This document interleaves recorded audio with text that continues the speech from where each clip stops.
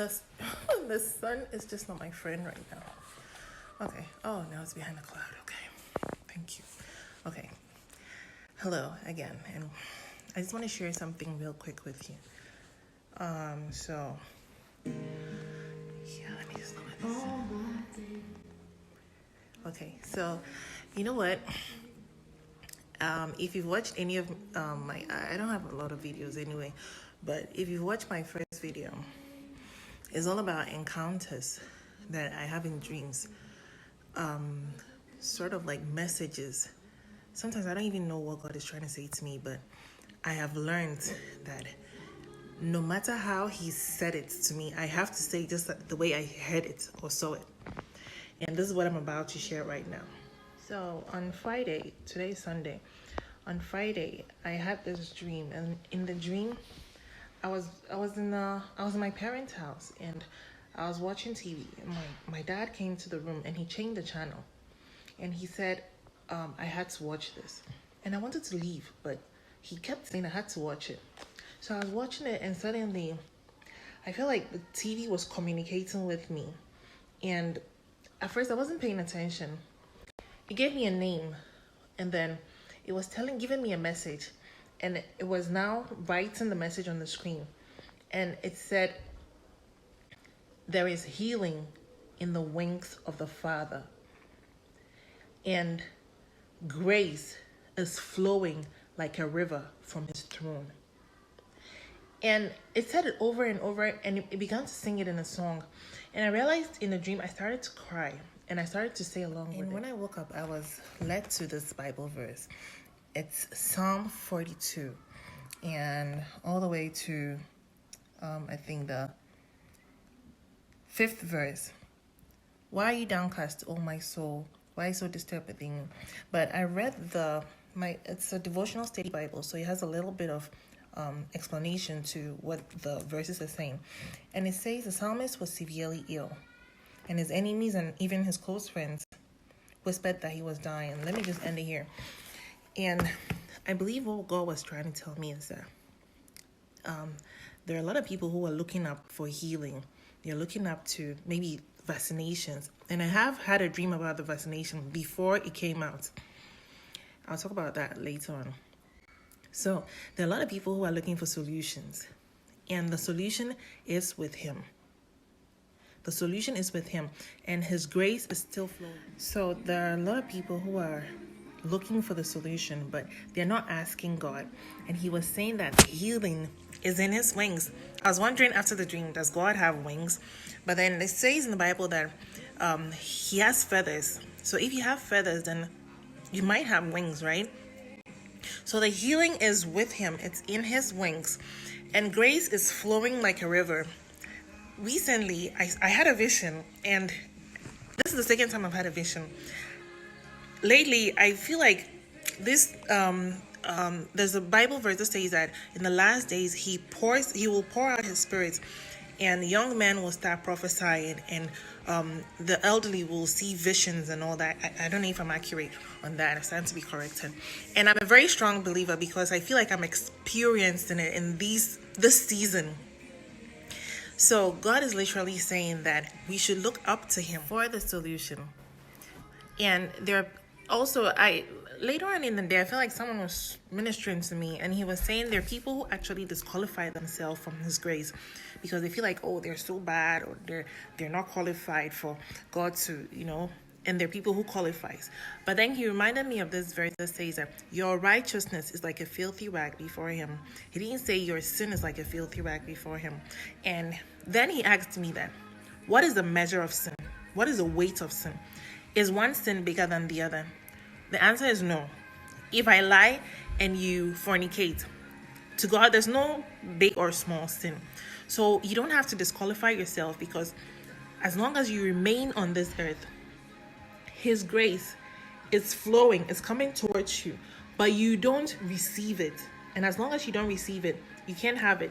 You have to tap into it. You have to receive your portion of His grace, because He's made it available. He hasn't limited it to only righteous people or good people. He's actually letting it flow to people He knows are bad people.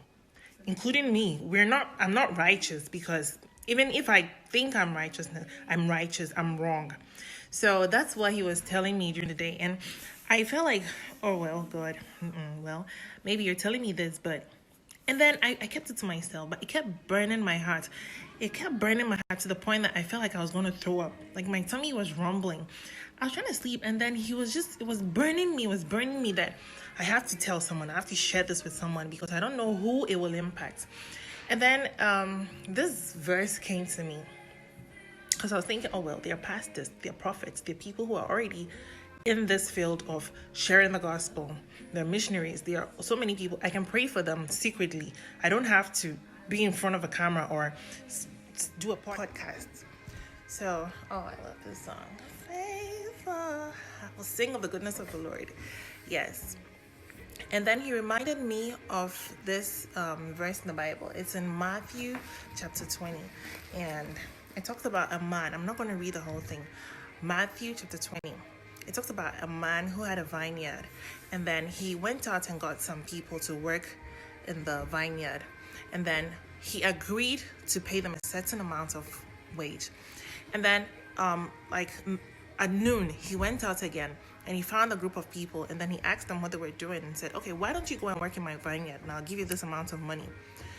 And then at another time of the day, he went out again and met another group of people. So he kept going out and finding people and bringing them into his vineyard and agreeing to pay them the same wage that he was going to pay the people he met in the morning. So basically, what he was doing was that there were people who started in the morning. There were people who started at noon. There were people who started at 3. There were people who started at 6. There were people who started at 9. And he was going to pay them the same. If it was, say, I'm going to give you $10 at the end of the day, he was going to pay all of them $10, which really isn't fair. Maybe somebody started working in the morning. Maybe he should earn a little more than. So these people started to argue with him, and they were asking him, why are you giving us the same wage with these people who just came at the 11th hour? I mean, it's almost the end of the day. Why are you paying us the same amount of money you're giving these people? And Jesus said, the man said, this is what you agreed to. So this is what I'm going to pay you.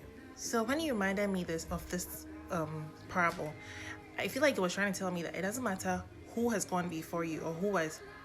You have been faithful. Let me just sing this out. Oh my goodness.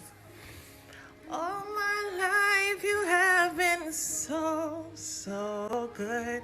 So he was trying to say that there are people who have gone ahead of you, okay? People who are already in the field doing what they're supposed to do.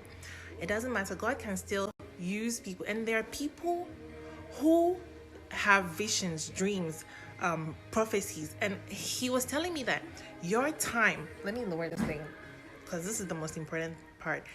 Your time of manifestation is overdue. He basically told me that. And I feel like, God, what if someone says, oh, you mean you're really hearing from God? Well, actually, yeah. And there are people like that. You actually hear from God. And he says your time manifestation is now. This is the season for manifestation, because when you imagine he sparks the fire in me, in you, in him, in her, and then the revival that we so want, that's how it's going to happen. Because if you keep keeping it to yourself and I'm going to pray in silence about it, God, I'm just going to just be here and just, say a prayer, kabash, kabash, kabash for them, or whatever you want to say. No, there are people who need to hear this. There are people, I may reach 2 people, you may reach 4 people, another person may reach like 6 people. And that's how, because at the end of the day, God is going to ask you, what did you do with what I told you? Why did you keep it to yourself? Don't you know there are people who needed to hear this? So, hey, I feel like I'm manifesting, yeah. So you should come out and manifest what God has planted in you as well. Remember this parable.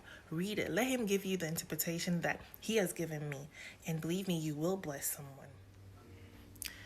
So I'm just going to end it here. Remember, these words were very clear. I cannot lie. I cannot just come up with this myself. I heard these words. He said, there is healing in the wings of the Father. That one was so clear. And grace is flowing like a river from his throne. You might not need healing, but someone else might. And the healing is not just about physical sickness. It could be healing, mental healing, because minds, they're battling with their minds. And I've been in that situation before. The people who need healing in their marriages from abuse, addictions, so many things that people are yearning for healing from. And God is saying the solution is with Him. You only have to look up and ask for it. Thank you for watching, and God bless you today.